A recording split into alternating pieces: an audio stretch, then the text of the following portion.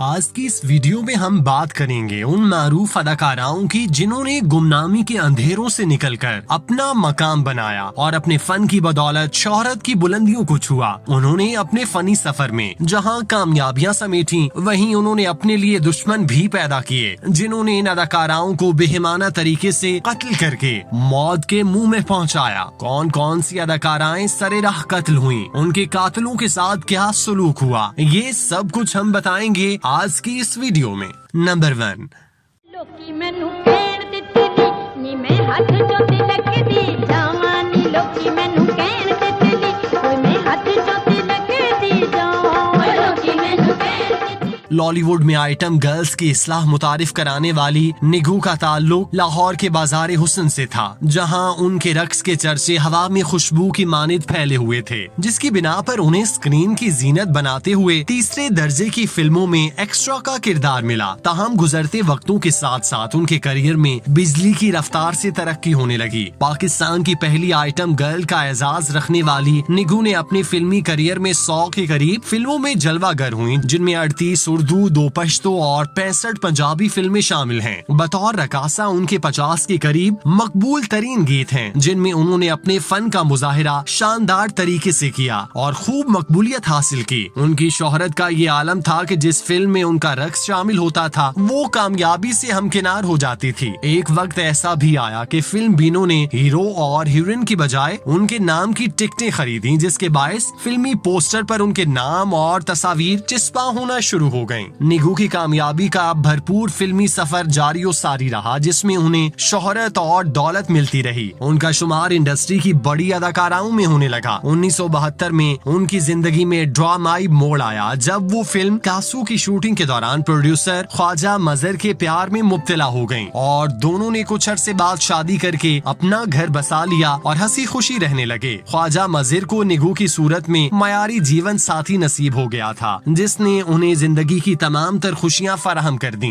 वो निगू से बेइंतहा मोहब्बत करते थे और उनका हर तरह से ख्याल रखते। निगू की शादी का इल्म जब उसके घर वालों को हुआ तो वो गजबनाक हो गए। उन्होंने निगू को वापस आने का कहा, जिस पर निगू ने साफ इनकार कर दिया। जब निगू के घर वालों को इस बात का यकीन हो गया कि वो वापस आने वाली नहीं, तो उन्होंने शैतानी प्लान बनाया। निगू की वालिदा ने झूठ मूठ की बीमारी का बहाना बनाकर निगू से मुलाकात करने को कहा, जिस पर बेटी का दिल पिघल कर रह गया और निगू नंगे पांव माँ के कदमों में आ गिरी। निगू की माँ ने उसे शौहर के खिलाफ भड़काया और मुकम्मल तौर पर ब्रेन वॉश कर दिया, जिस पर निगू ने वहीं रुकने का फैसला किया। उधर शौहर ख्वाजा मजहर बार बार निगू को घर वापस आने का कहते रहे, मगर निगू किसी तौर राजी ना हुई, जिस पर ख्वाजा मजहर को इस कदर गुस्सा आया कि वो शदीद तैश में आ गए और 5 अगस्त को अपने हमरा स्टेन गन लेकर बाजार हुस्न पहुँचे, जहाँ उन्होंने निगू को मौका पाकर ही गोलियों का निशाना बना डाला और मौके पर हलाक कर दिया। निगू की दर्दनाक मौत जंगल में आग की तरह फैल गई और हर सुनने वाले ने हैरत का इजहार किया, क्योंकि उन वक्तों में ऐसा कोई वाकया सुनने को नहीं मिला था। इस वाकये पर निगू की वालिदा निढाल हुई और उन्होंने बदला लेने का वादा किया। ताहम ये मामला कानून ने अपने हाथ में ले लिया और ख्वाजा मजहर को उम्र कैद की सजा सुनाकर जेल में डाल दिया गया।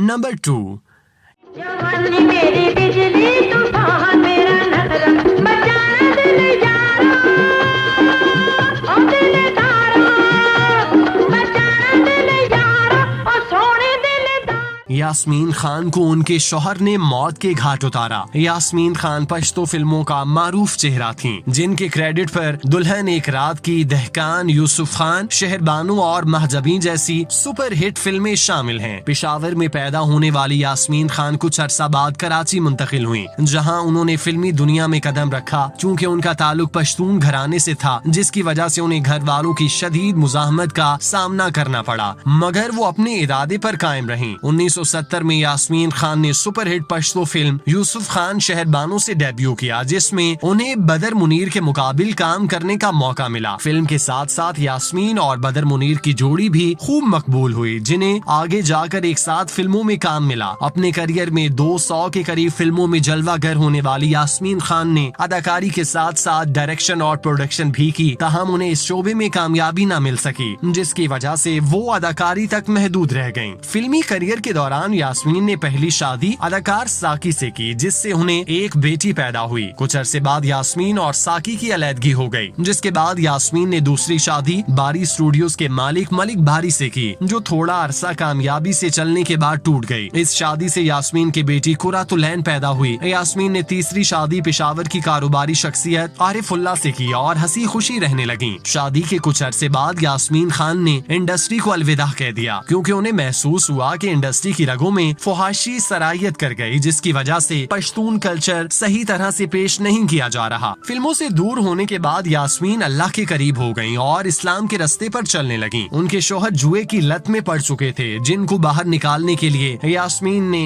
बहुत कोशिश की मगर कामयाब न हो सकी। उल्टा उनके शौहर अपनी बीवी के खिलाफ होते चले गए। 15 अप्रैल 1999 की रात जब यास्मीन अपने घर में सो रही थीं, तो उनके शौहर ने सोते हुए उन्हें सर पर गोली मारकर कत्ल कर दिया और फरार हो गया। गोली की आवाज सुनकर उनकी बेटी कुरातुलैन जब कमरे की तरफ दौड़ी आई तो देखा उनकी वालिदा खून में लथपथ पड़ी थीं। ये मंजर देखकर उन्होंने पुलिस को इत्तला दी, जिसने यास्मीन के इल्जाम में आरिफ को जेल में डाल दिया, मगर वो कुछ अरसा जेल में रहने के बाद रिहा हो गए। रिहाई के कुछ अरसा बाद आरिफ मुखालिफिन के हाथों कत्ल हो गए। नंबर 3, पूरे पंजाब च दो ही ना होए ने। ਕਿਹੜਾ ਕਿਹੜਾ? एक मौला जट ते कुदी मंग मुखो पास आ जा। ਜੇ ਮੌਲਾ ਨਾ ਮਿਲਿਆ ਤਾਂ ਕੀ ਕਰਾਂਗੀ? जे मौला ना मिला ते ओदी पैर ਗਾਲ ਨੇ ਕੱਢੀ ਦਿੰਦੀ। हथ नाल ठरकिया।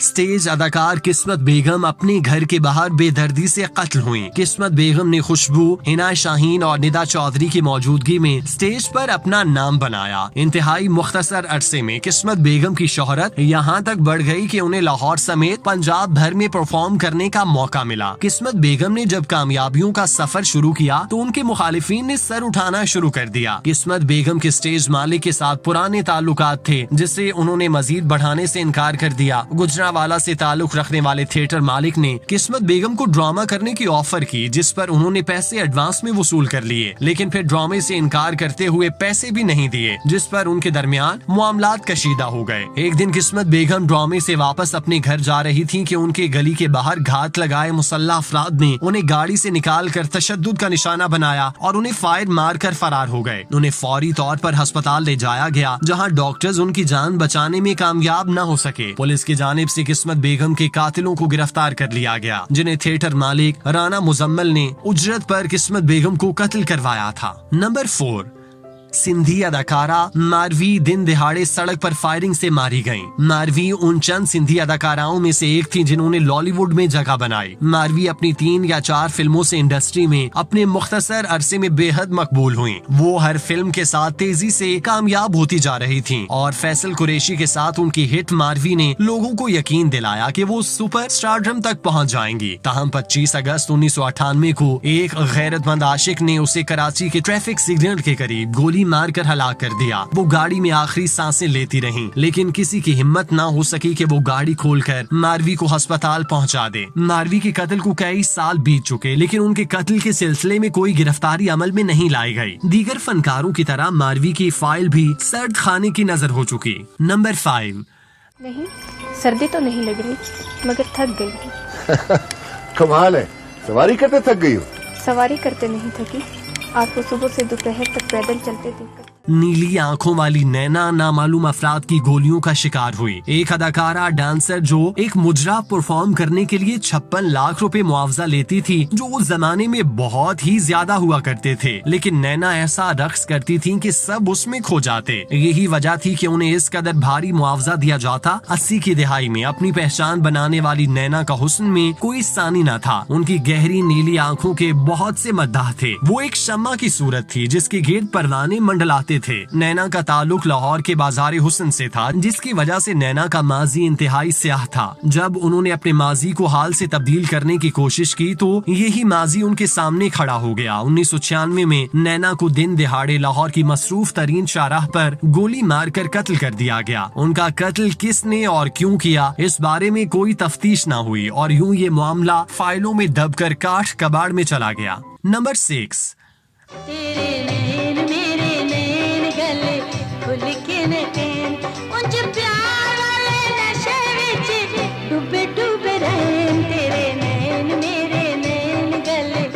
नादरा को उनके शौहर और बच्चों के सामने बेदर्दी से कत्ल कर दिया गया। बाजारे हुस्न से ताल्लुक रखने वाली नादरा जब फिल्मी स्क्रीन पर जलवागर हुई तो अपने बाकमाल रक्स और बेऐब हुस्न की चकाचौंध से हर तरफ हंगामा बर्पा कर दिया। इंडस्ट्री में हर जानिब उनका चर्चा होने लगा और हर कोई उनके हुस्न और रक्स की तारीफों में जमीनों आसमान एक करने लगा। उनकी शोहरत का ये आलम रहा कि लोग पंजाबी जट्टी अंजुमन को भूल गए और नादरा के गुन गाने लगे। नादरा ने अंजुमन की याद लोगों के जहन से महव कर दी थी। चूँकि नादरा का ताल्लुक हीरा मंडी से था, लिहाजा उन्हें बेशुमार मुश्किलात का सामना करना पड़ रहा था, जिसकी बड़ी वजह उनका दागदार माजी था जिससे वो जान छुड़ाना चाहती थी। वो अपनी नई जिंदगी का आगाज करना चाहती थी। चुनाचे उन्होंने अपने करियर के उरूज पर इंडस्ट्री को हैरत अंगेज तौर पर खैराबाद कहा और शादी करके नई जिंदगी का आगाज कर दिया। वक्त का पहिया चलता रहा और फिर नादरा की किस्मत का आखिरी दिन आन पहुंचा। कुदरत ने उन्हें उस दिन ये सहूलत फराहम कर दी कि उन्होंने दूसरे जहां में जाने से पहले अपने बच्चे और वालिदा का दीदार कर लिया था। 6 अगस्त 1995 की रात नादरा